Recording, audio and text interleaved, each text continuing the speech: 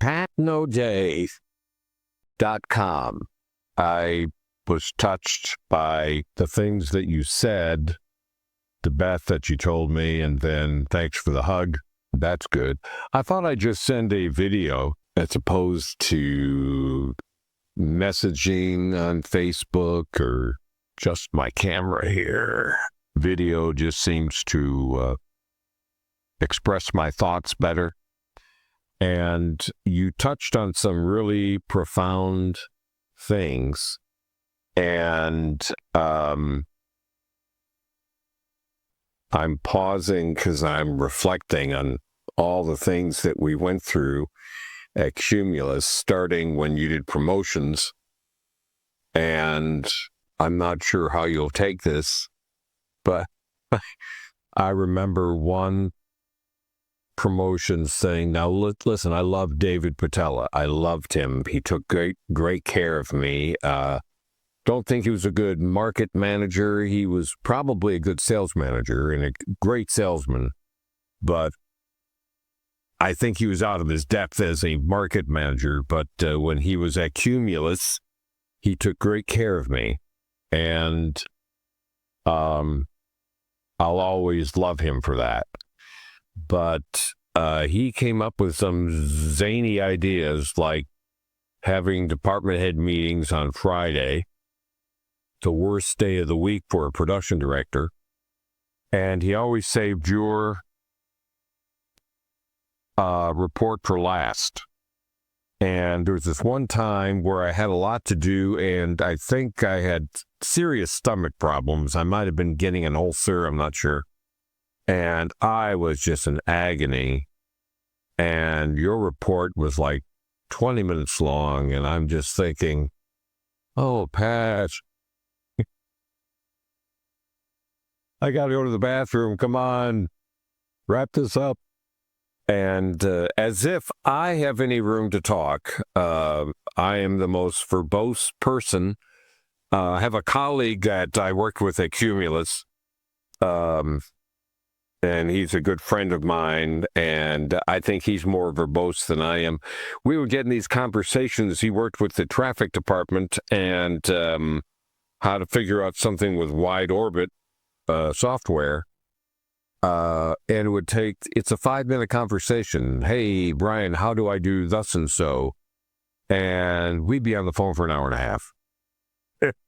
So that's one of my memories of you. I remember I was upset when they let you go in promotions. I guess that was Hannah. And that, but gave you the option to start selling for Wave, and then you start selling for Coast, and you had the ability to keep reinventing yourself. And I was explaining to Beth, but I think I kind of lost her in the lights of when we first met. Now, when I first saw you is when I first moved to Wilmington in 94 when I was married to Deb, and you're doing weather, I think. Was it Channel 3? Was it Channel 6? I can't remember. It was WWAY or was ECT, because I know that Kitty Fitzgibbon did weather. I think on Channel 3, but at any rate, I was trying to explain how we first met, and how we first met is when you came in to record a PSA for something, and I don't know what, and you're directing me and how I should put it together, and I was kind of laughing about that. And then the Sandy Coletti, Paula Cameron, integrated marketing, or whatever the name of her agency was at the time. And Mary Brown, remember Mary? Sweet old black lady, but dumb as a post. And she really screwed up the billing, and Sandy wasn't sure that she wanted to advertise with Cumulus because things got fouled up so bad, and I personally reassured her that I would make sure that everything is taken care of, that the right spots ran, and that the affidavits were notarized with the right scripts, et cetera, et cetera, et cetera. And then you came in and did the tag. She might have been working for us, I'm not sure. But I used to tease you and say, don't miss the excitement. The other thing is, and this is where the natural kind of meshes with the spiritual. It was not lost on me that what you said, that of your favorite people in the world found each other through no effort on your own. It's just the way things worked out. There are actually two people that Beth and I intersect with. The other one passed away to cancer, but Mitch Adams, when I was working for Alex Seymour at Resort Broadcasting in Dillon, and at that time I was just looking for a way to get out. It was horrible. But Mitch was a great guy.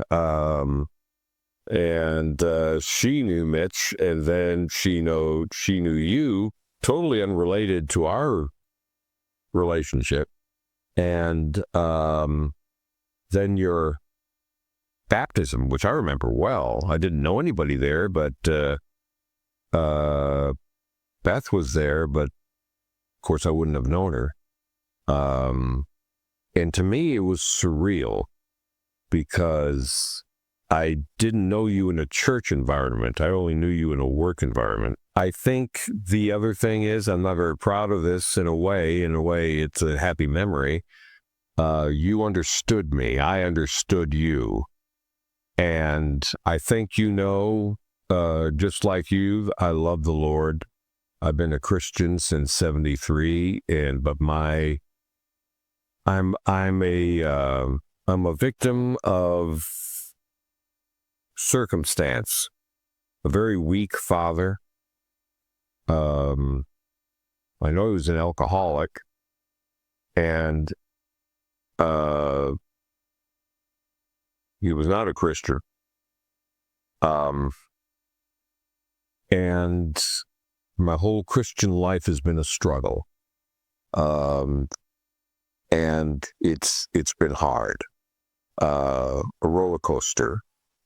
I will say that Beth is one of the best things to ever happen to me. She's a stabilizing force. And I remember the first time we went to church together at Ogden Baptist. I think that's where she was going for a while. And if I talk about it too much, I'll start crying because it is such a precious memory. But I know you in the business aspect, you know me in the business professional aspect, but something that's so near and dear to our hearts is our love for the Lord. And, Paul wrote, and now to he who is able to keep you from falling. And God has kept me from falling so many times. But the Lord has kept us in the palm of his hand, both you and I. And but you saw me at my best and you saw me at my worst. That one time where I think I was mad at DJ Slide, and I went on this tirade on your voicemail, cussing left and right, and you saved that recording, and you would randomly forward me that voicemail. And every time I heard it, I was ashamed of myself for acting in such an ungodly manner, but I couldn't listen to it and not laugh. I mean, it was funny as crap. And so I guess National Radio Day was today or yesterday, and I really don't care about that. I'm not sure if you know my situation. I don't want to get into it in this video, but they fired me from Cumulus. they got a new market manager, and we just did not hit it off. But they have problems up here, and she eventually got rid of like half the staff. I think budget, and I think she was trying to find a way to get rid of me, and I wouldn't quit, so she fired me. That's my gut feeling. It was horrible. The last 6 months were horrible. But all those years at Cumulus, 27 years, and that's how it ends. So I don't think that I'll be taking up another full-time radio gig. I'd like to do things remotely, but probably not a full-time thing. I think that ship has sailed. But at any rate, I'm just rambling on, but you know how I am. And so I just wanted to say that I'm glad you're well. I'm glad you work at ECT. And at least that's what Beth told me. Not sure what you do there. But at any rate, maybe we could do a better job of keeping in touch. I need your new email address. I don't know what email address you use now, so if you would send that to me, and I will do my best to stay in touch with you. I love you in the Lord, and keep me in your prayers, and I will be praying for you. And thank you for your kind words and your hug gesture. That really blessed me. And I look forward to talking to you soon.